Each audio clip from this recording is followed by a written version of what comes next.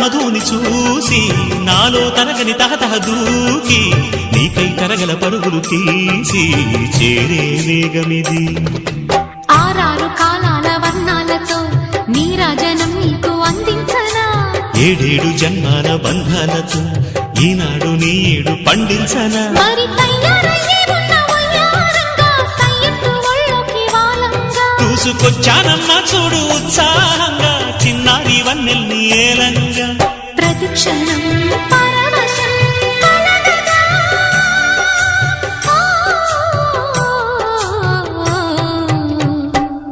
మనస పలక